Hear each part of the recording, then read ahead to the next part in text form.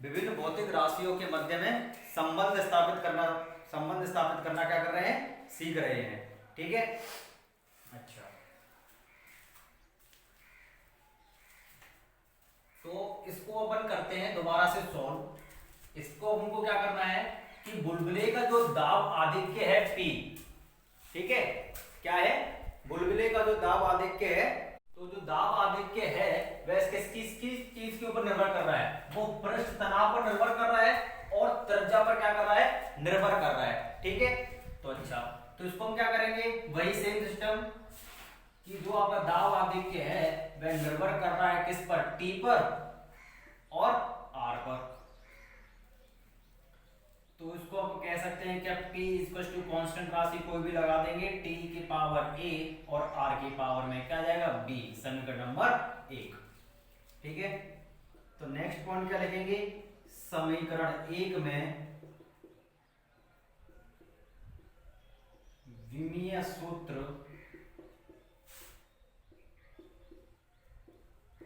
लिखने पर क्या हो जाएगा, कुछ भी कह सकते हैं विमीय सूत्र से या विमीय सूत्र लिखने पर। तो जो P की विमीय सूत्र है वह क्या होती है, ML-1 और क्या होती है, T-2। ठीक है, बराबर K की तो कोई होते नहीं है टेंशन यानी तनाव, और तनाव की विमा क्या होती है, तनाव की विमा होती है ML0 और T-2, और R की विमा क्या होती है, ये होती है L, और इसकी पावर क्या चढ़ी हुई है, A, और इसकी चढ़ी हुई है क्या, B। ठीक है, अच्छा, तो नेक्स्ट लाइन में अपन क्या लिख सकते हैं, ये ML-1 T-2 is equal to, इसको अपन बोल सकते हैं क्या, M की पावर A, L की पावर 0, T की पावर -2B, और इसे लिख सकते हैं क्या, L की पावर में B। अब इन सबको क्या कर देंगे अपन, कंबाइंड कर देंगे, तो कंबाइंड में क्या हो जाएगा, M, ठीक है, तो ये हो जाएगा क्या, M तो है नहीं तो इसलिए A हो जाएगा, L यहाँ पर है B और यहाँ पर है 0, तो L की पावर टोटल क्या हो जाएगी, 0 + B यानी B। ये -2B नहीं होगा, ये होगा 2A, क्योंकि यहाँ पे 2A है, तो ये क्या हो जाएगा, T की पावर हो जाएगा -2A। ठीक है, चलो इतना तो अपने पास में आ गया, कल यहां तक तो हमने देख लिया था, इसके आगे अपन देखते हैं। तो अपन क्या करेंगे, नेक्स्ट काम क्या है हमारा, इन दोनों पक्षों की क्या करेंगे अपन, तुलना करेंगे। ठीक है, इस m के ऊपर आप पावर क्या मान सकते हो, 1 मान सकते हो, क्योंकि कुछ भी नहीं है इसके ऊपर में। ठीक है, अच्छा, तो यहां लिखेंगे क्या, दोनों पक्षों की तुलना करने पर, तो तुलना करने पर आप पाएंगे कि a = 1 है और b = क्या है, -1 है। ये देखो a की पावर क्या है 1 और l की पावर यहाँ पे क्या है -1, यहाँ पे क्या है b, तो b बराबर क्या मिल गया आपको, -1, और a बराबर आपको क्या मिल गया, 1। ठीक है, तो यहाँ पे नेक्स्ट लिखेंगे a तथा b का मान, a तथा b का मान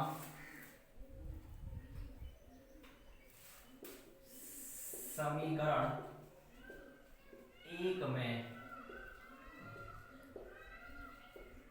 रखने पर, तो समीकरण 1 ये रहा अपने पास में, तो यहां पे अपन रख देंगे P = T की पावर में क्या 1 और R की पावर में क्या -1, तो P बराबर अपन इसको बोल सकते हैं क्या कि T/R, या हम अनुक्रमानुपाती के रूप में लिखें तो ये हो जाएगा क्या, T/R।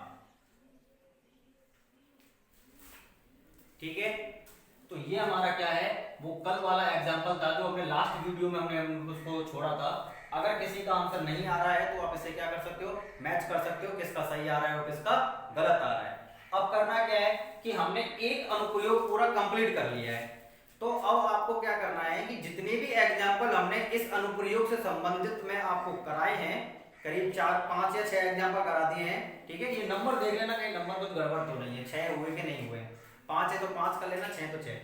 अब करना क्या है कि उनको दोबारा करो, ठीक है, बिना देखे। आप पहले प्रश्नों को 6 जितने भी एग्जांपल है 5 या 6 उनको एक जगह पे क्या करना है, लिखना है, और फिर उनको क्या करना है, बारी बारी से बिना देखे रफ कॉपी में सॉल्व करना है। उनको देखते हैं कि उनके आपको अपने आप को असेसमेंट करना है कि आपके आंसर सही आ रहे हैं या नहीं आ रहे हैं। नहीं आते हैं तो फिर से देखो उसको कि कैसे सॉल्व हो रहा है, फिर करो। प्रैक्टिस करनी है हर चीज की, प्रैक्टिस करोगे ना, बार बार प्रैक्टिस करोगे तो कोई ऐसी चीज नहीं है जिसको हम समझ नहीं सकते, ठीक है। अपने समझ में क्यों नहीं आती, एक एग्जांपल कर लिया फिर उससे सोचते हैं कि हाँ बाकी के तो ऐसे ही हो जाएंगे, फिर इसलिए हम उसको छोड़ देते हैं। इसीलिए फिजिक्स को अगर आप ऐसे करके छोड़ोगे ना तो आपको आने वाले समय में बहुत दिक्कत का सामना करना पड़ सकता है। इसीलिए आपको डेली क्या करना है, प्रैक्टिस करना है, ठीक है। एक फिजिक्स एक ऐसी सब्जेक्ट है जिस सब्जेक्ट में क्या है ना, इसको भी लगाना पड़ता है, मेथड भी सॉल्व करने पड़ते हैं, कंसेप्ट को भी क्लियर करना पड़ता है, न्यूमेरिकल्स भी करने पड़ते हैं, बहुत कुछ करना पड़ता है। सिंपली मैथमेटिक्स नहीं है कि फॉर्मूला रखा और उसको सॉल्व करते गए और आंसर आ गया, इसमें बहुत कुछ करना पड़ता है, ठीक है। तो नेक्स्ट अनुप्रयोग हम पढ़ते हैं, इसको ओपन कर देते हैं साफ। अगला प्रयोग जो होगा हम पढ़ेंगे कि किसी भी जो भौतिक राशि का जो सूत्र होता है उसकी सत्यता की जांच करना, कि वो जो सूत्र लिखा हुआ है भौतिक राशि का वो सही है या गलत है, ठीक है। तो हम अब उसको देखेंगे, ठीक है। तो देखो दूसरा हमको जो अनुप्रयोग पढ़ना है वो क्या है, भौतिक राशि के सूत्र की जांच करना, ठीक है। मैं आपकी हेडिंग भी ना आपकी बहुत आसान भाषा में डलवाता हूं ताकि आप उसको क्या कर सको, आसानी से उन शब्दों को क्या कर सको, समझ सको, ठीक है।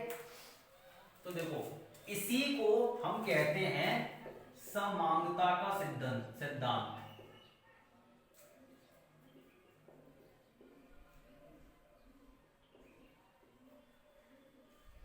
ठीक है।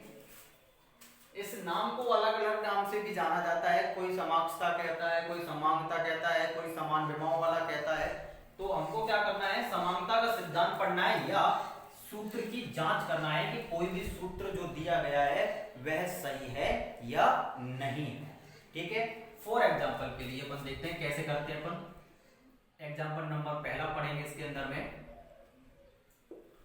मान लो कोई आपको सूत्र दिया हुआ है S बराबर, ये आपने बहुत पहले पढ़ा होगा, UT plus half AT square, ठीक है। ये आपका सूत्र है। अभी मैं लैंग्वेज लिखूंगा, पहले अपन देखते हैं एग्जांपल से कि हम कहना क्या चाह रहे हैं, ठीक है। तो ये दूरी का सूत्र पढ़ा होगा आपने गति के नियम में, क्या, S बराबर UT plus half AT square. अब इसमें पता है क्या कि S क्या है, दूरी है, U क्या है, प्रारंभिक वेग है यानी वेग है, T यहां पर समय है, और A क्या है, त्वरण है, ठीक है। ये समानता का सिद्धांत या किसी के सूत्र की जांच करने का मतलब क्या है कि किसी भी सूत्र में जितने भी पद होते हैं, पद होने का मतलब क्या है कि किसी भी सूत्र में जो होता है, कोई भी समीकरण जो होता है उसके दो पक्ष होते हैं, एक तो होता है बायां पक्ष और एक होता है क्या, दायां पक्ष। तो बायां पक्ष में जितने भी पद हैं और दाएं पक्ष में भी जितने भी पद हैं, उन सभी पदों की विमाएं सेम होनी चाहिए। इसमें बाएं पक्ष में कितने पद हैं, इसमें एक पद है, कौन सा, S यानी दूरी। इसमें कितने पद हैं, इसमें एक पद तो ये है UT, और दूसरा पद कौन है, हाफ AT स्क्वायर। यानी पद हम किनको बोलेंगे, जो प्लस या माइनस से अलग हो रहे हैं। प्लस लगा हुआ है बीच में तो दो पद हो गए, एक तो मेरे पास में पूरा UT है और दूसरा पद क्या है, AT स्क्वायर है, हाफ AT स्क्वायर। तो कहना क्या चाह रहा है, समानता का सिद्धांत क्या कहता है कि प्रत्येक पद की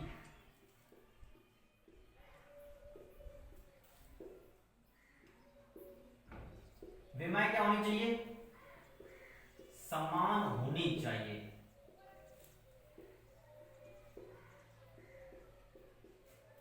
ठीक है।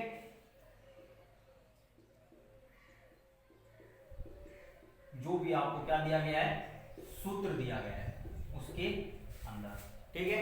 जरा देखते हैं प्रत्येक पद, यानी यहां पे क्या है, S है, तो हम S की अगर विमा को लिखें, S विमा, ये आपको बराबर क्या मिलेगा, एल मिलेगा। दूसरा पद क्या है, एक यूटी, तो यूटी की विमा जो होगी वो बराबर क्या होगा, ये देखो u यानी वेग है, वेग की विमा आपने पढ़ी है क्या होती है, एल टी माइनस वन, ठीक है। और गुणा किसका हो रहा है इसमें, t का, तो t की विमा क्या होगी बेटा, कैपिटल T। इन दोनों को क्या करेंगे हम, एक साथ लिखेंगे, तो ये क्या हो जाएगा, एल टी, ये माइनस वन है और ये क्या है, प्लस वन है, तो सिर्फ बचेगा क्या, एल। यानी जो आपकी यूटी की विमा है वह क्या है, सिर्फ एल है। यहां पर जो एस की विमा है वो सिर्फ क्या है, एल है। अब तीसरा पद लेते हैं, ये तो पहला हो गया, ये दूसरा हो गया, और तीसरा पद क्या है, हाफ ए टी स्क्वायर की विमा क्या होगी बेटा, 1/2 की तो कोई विमा होती नहीं है। यहाँ पे कौन कौन सी राशि है, यहाँ पे एक त्वरण है और दूसरा क्या है, समय है। ये कंप्लीट पूरा एक पद कहलाएगा, क्यों, क्योंकि बीच में प्लस लग रहा है, तो प्लस दोनों पदों को क्या कर रहा है, अलग अलग कर रहा है। तो ऐसा नहीं है कि गुणा हो रहा हो तो आप इसको एक पद मान लो और टी को दूसरा पद मान लो ना, ये पूरा एक पद है और ये पूरा एक पद है, ठीक है। अच्छा, क्यों, क्योंकि अगर इसमें टी को अगर जीरो कर देना पूरा टर्म ही जीरो हो जाएगा, इसीलिए हम इसको क्या बोलेंगे, एक पूरा पद है, ये पूरा एक है और ये पूरा एक है, ठीक है। और तीसरा कौन सा, ये। तो इस एटी स्क्वायर की जो विमा होगी वो हम करके लिखेंगे। ए की विमा क्या पढ़ी है, हमने पढ़ी है एल टी माइनस टू, ये टी का स्क्वायर है यानी टाइम की विमा है, तो टी का क्या हो जाएगा, स्क्वायर। अब क्या लिखेंगे, एटी स्क्वायर की विमा बराबर क्या हो जाएगा, ये हो जाएगा एल, ये माइनस के टू है और ये क्या है, प्लस के टू है, टू से टू क्या कर जाएगा, कैंसिल आउट हो जाएगा, तो टी तो गायब हुआ, बचा क्या आपके पास में, एल। अब जरा एक चीज देखो, जो विमा एस की है वही विमा प्रत्येक पद की है, अगर कंबाइंड लिख रहे हैं तो एस की विमा क्या है, एल है, तो यूटी को अगर कंबाइंड करके लिख रहे हैं तो विमा कितनी आ रही है, एल आ रही है। और एटी स्क्वायर को एक साथ लिख रहे हैं, दोनों इस पूरे टर्म को एक करके लिखें तो इस पूरे पद की जो विमा है वो भी क्या आ रही है, एल आ रही है। तो प्रत्येक पद की विमा समान है कि नहीं है, जब प्रत्येक पद की विमा अगर समान मिल जाए तो आप कहेंगे कि जो दिया गया सूत्र है वह क्या है, सही है। अगर नहीं आ रही है तो इसका मतलब क्या है, गलत है। तो सूत्र की क्या होगी, इस तरीके से जांच की जाएगी कि जो अभी भौतिक राशि का सूत्र दिया गया है वह सूत्र जो निकल कर आया, परिणाम जो निकल कर आया है वह परिणाम सही है या गलत है। सही और गलत कैसे पहचानेंगे, प्रत्येक पद की विमा निकालो, अगर समान आ रही है तो सही है, समान नहीं आ रही है तो गलत है, ठीक है। चलो अब इसको हम एक सिस्टम से करते हैं।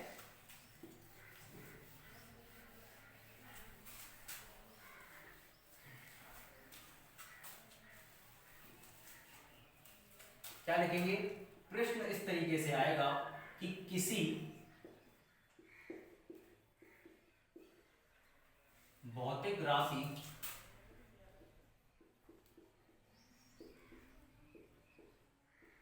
का सूत्र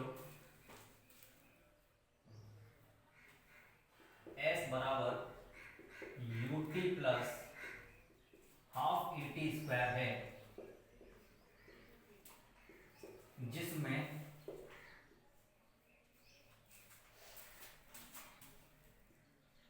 S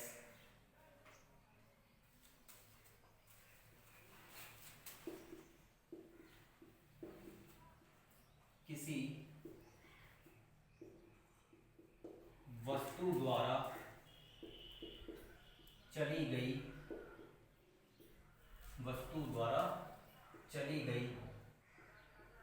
दूरी है u, वस्तु का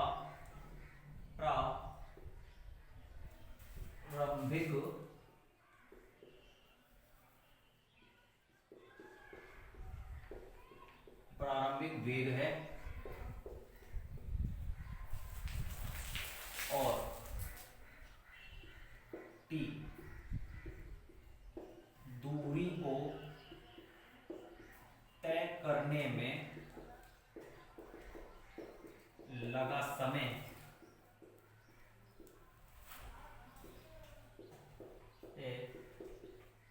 तथा ए वस्तु का त्वरण है। ठीक है,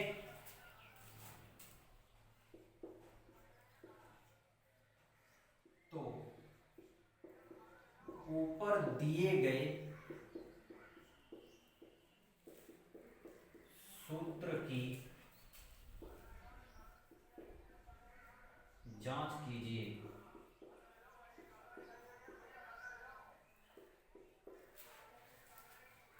ठीक है, ये प्रश्न है आपके पास में।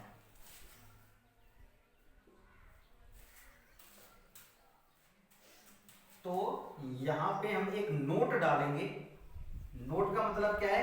एक विशेष बिंदु। ठीक है, इसमें अपन क्या लिखेंगे कि किसी भौतिक राशि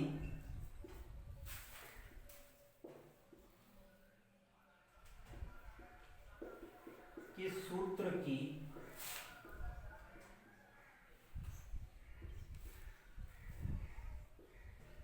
जांच करने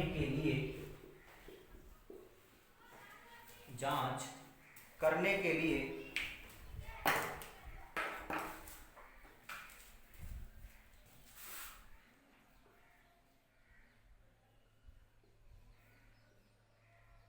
समांगता का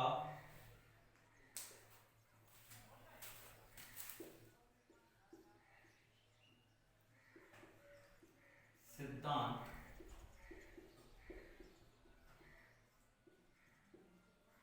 प्रयोग में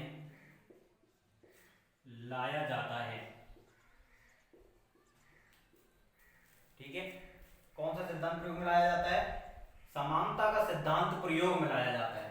और इस समानता का सिद्धांत क्या कहता है?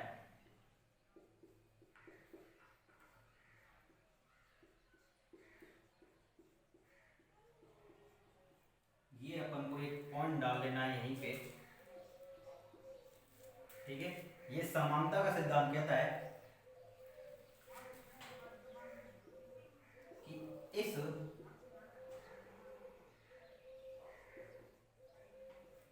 सिद्धांत के अनुसार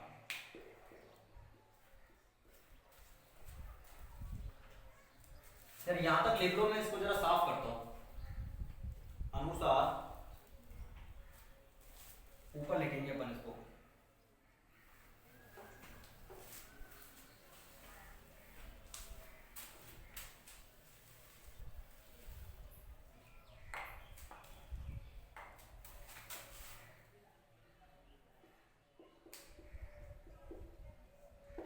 समानता का सिद्धांत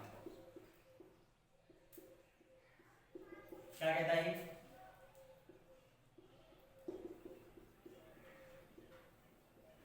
इस सिद्धांत के अनुसार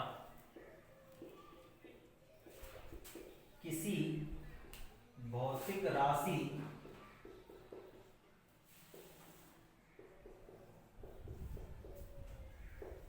के सूत्र को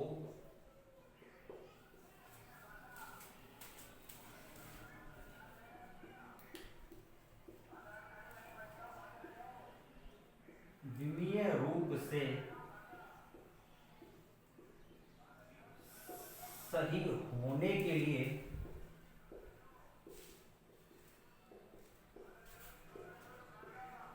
आवश्यक है कि सूत्र में प्रयुक्त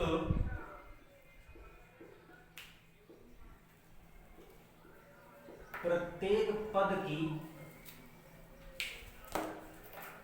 पद की विमाएं समान हों।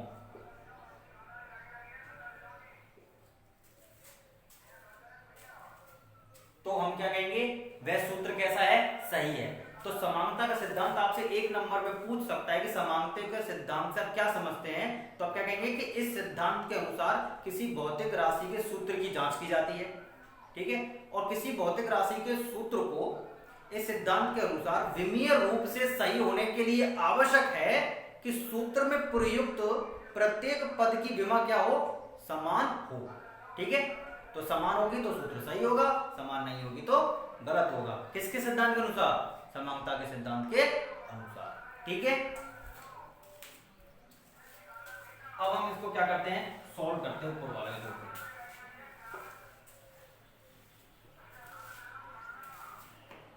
देखो मैं इस सिद्धांत को ना आपको डायरेक्ट पढ़ा सकता था, ठीक है, तो आपको डायरेक्ट क्या होता है इतने अच्छे से समझ में नहीं आता, इसलिए हमने एक पहले प्रश्न को एक एग्जांपल के तौर पर समझा, फिर प्रश्न लिखा हुआ है, इस प्रश्न में हमें उस सिद्धांत को प्रयोग क्यों करना है ये हमने सीखा है। अब अपन क्या करेंगे, उस सिद्धांत का प्रयोग करके क्या निकालेंगे, इस सूत्र के सही और गलत होने की जांच करेंगे कि ये जो सूत्र दिया गया है वह सही है या नहीं है, ठीक है। तो देखो क्या होगा, सूत्र क्या है आपका, ut plus half eighty square, ठीक है। तो ये सूत्र लिखने के बाद में अपन को क्या करना है, प्रत्येक पद की विमा को देखना है, वो क्या होंगी, तो प्रत्येक पद की विमाएं रखने पर आप क्या पाते हैं, देखो s की विमा, पहला पद कौन सा है, s है, तो s की विमा यानी s बराबर क्या मिलेगा आपको, l मिलेगा, ठीक है। देखो जब भी हम s यानी किसी भी राशि के सिंबल को बड़े ब्रैकेट में बंद कर रहे हैं तो इसका मतलब हम इसकी क्या निकाल रहे हैं, विमा निकाल रहे हैं, ठीक है। अगर कभी तुम मान लो फोर्स को हम F से लेते हैं, फोर्स किस तरीके से लिखा हुआ हो, इस तरीके से लिखा हुआ हो, तो इसका मतलब क्या है, तुमको इसी सिंबल से समझ जाना है कि F की क्या निकाली जा रही है, विमा निकाली जा रही है, ठीक है।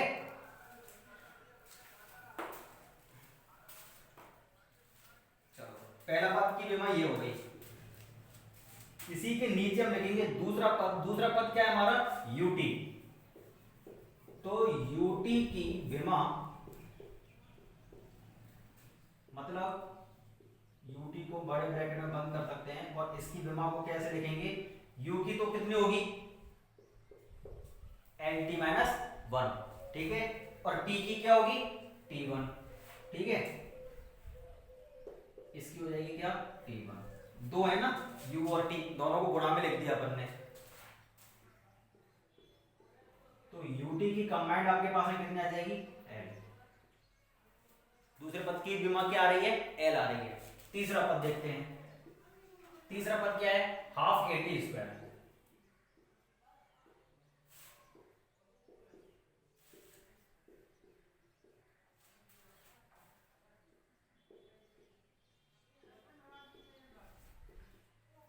हमको पता है कि 1/2 है, 1/2 की तो कोई विमा होती नहीं है, तो किसकी विमा होगी, a की तो विमा होती है lt माइनस 2 और t की विमा होती है कैपिटल T, तो स्क्वायर लगा हुआ है तो इस पे भी लग जाएगा स्क्वायर, तो हाफ एटी स्क्वायर की जो विमा होगी आपके पास है वह कितनी होगी, वो होगी n, क्यों, क्योंकि t की पावर -2 है, t की पावर +2 है, दोनों को जोड़ेंगे तो +2 और -2 0 बन जाएगा, तो विमा कितनी आ रही है, l, तो तीनों पदों की विमा क्या है, समान है, तो इसके नीचे से अपन क्या लिखेंगे, अर्थात प्रत्येक पद की विमा क्या है, समान है,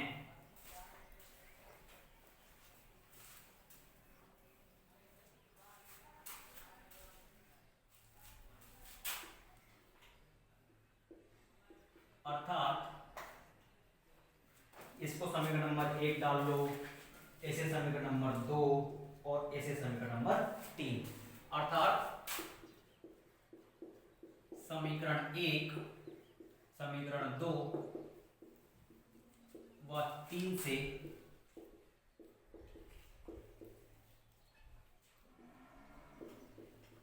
स्पष्ट है कि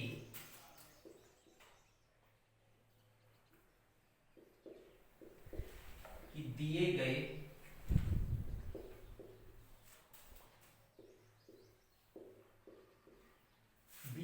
सूत्र भी लिख सकते हैं या समीकरण लिख सकते हैं, दोनों बात क्या है, एक है, क्योंकि सूत्र में दो पक्ष होंगे, समीकरण में भी क्या होता है, दो पक्ष होते हैं। तो दिए गए, स्पष्ट है कि दिए गए सूत्र के प्रत्येक पद की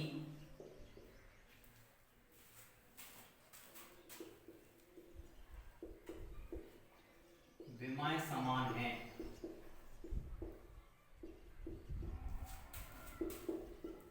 अतः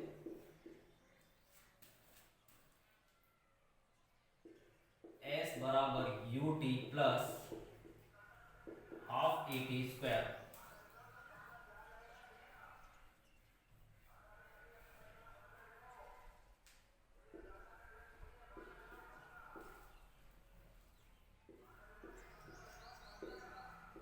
सही है, ठीक है। या हम इसको सूत्र को कहां लिख सकते हैं, आगे लिख सकते हैं, यहां पे। अतः सूत्र S बराबर ut plus half a t square is equal to क्या, सही है, ठीक है। तो समीकरण 1 व 2 व 3 से स्पष्ट क्या हो रहा है कि प्रत्येक पद की विमा समान है, इसीलिए दिया गया सूत्र कैसा है, सही पाया जाता है, या हम कह सकते हैं ये सही है, ठीक है। एक और एग्जांपल देखते हैं, इसको लिख लो जरा, फिर एक और एग्जांपल देखते हैं, ठीक है। अभी देखो दूसरा एग्जांपल देखते हैं।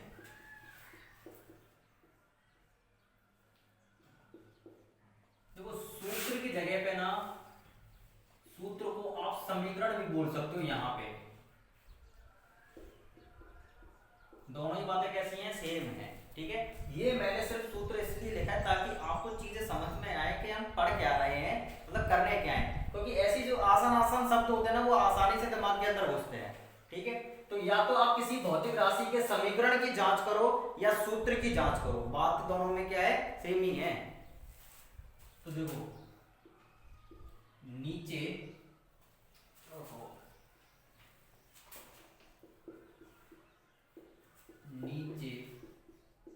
दिए गए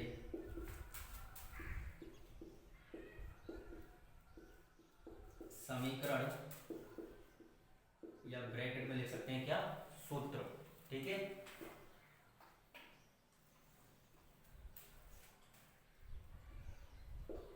सूत्र की सत्यता की जांच कीजिए।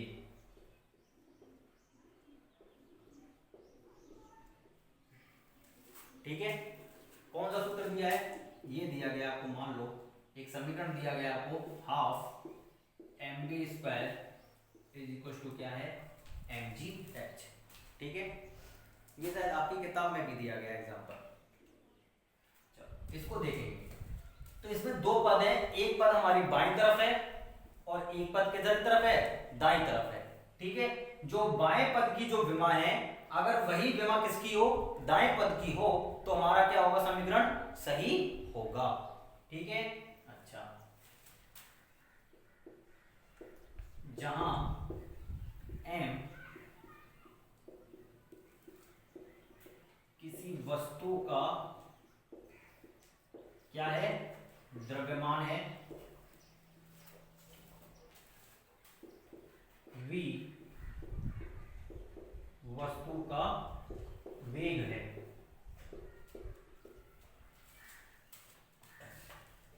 g वस्तु पर कार्यरत गुरुत्वीय त्वरण है, और h वस्तु की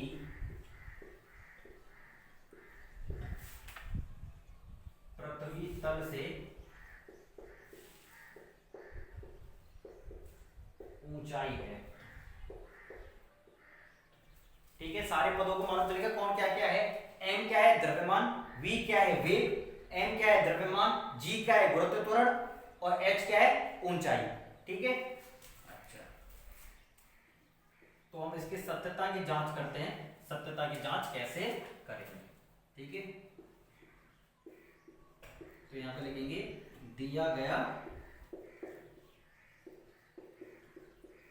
समीकरण या सूत्र क्या है 1/2 half m v square is to दिया है क्या एम जी एच। ठीक है, यहां तक लिख लिया। फिर हम नीचे क्या पॉइंट लिखेंगे,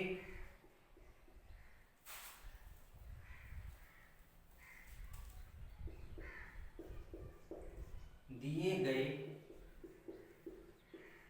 समीकरण या सूत्र के प्रत्येक पद की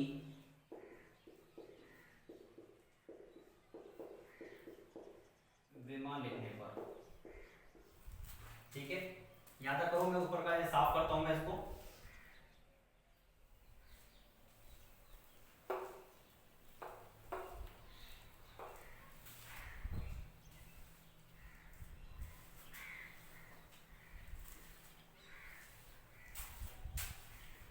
तो क्या है, तो पहला पद क्या है अपने पास में है एम बी स्क्वायर की विमा, मतलब अपन किसकी विमा निकाल रहे हैं, हाफ एम बी स्क्वायर की।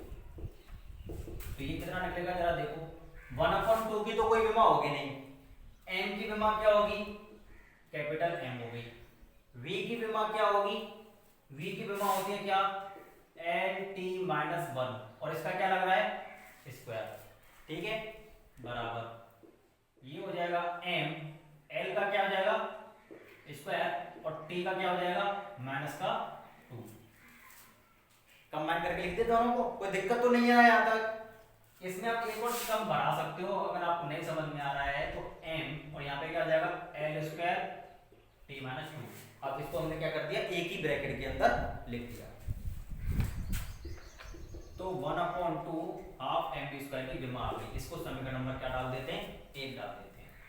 अब दूसरा पद कौन सा आपके पास में एम जी एच की विमा।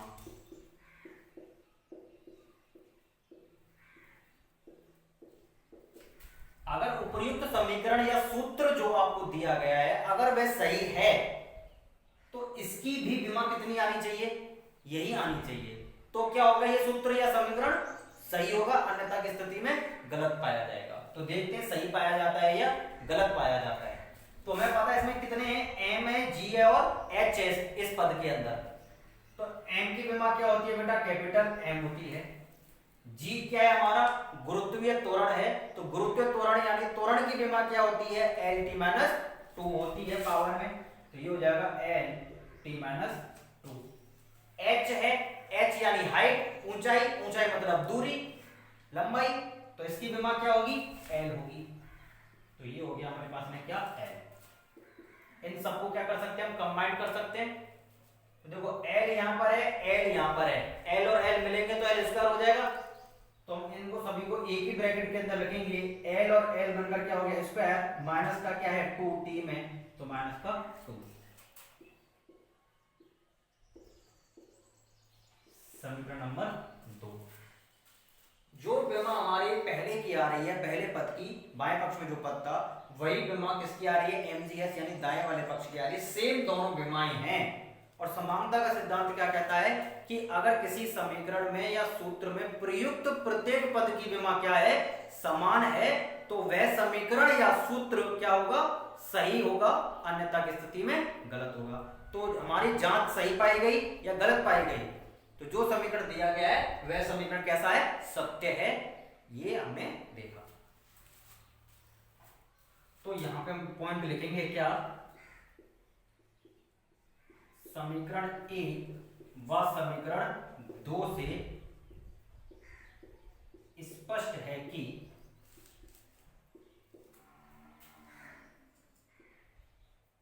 ऊपर दिया गया समीकरण या सूत्र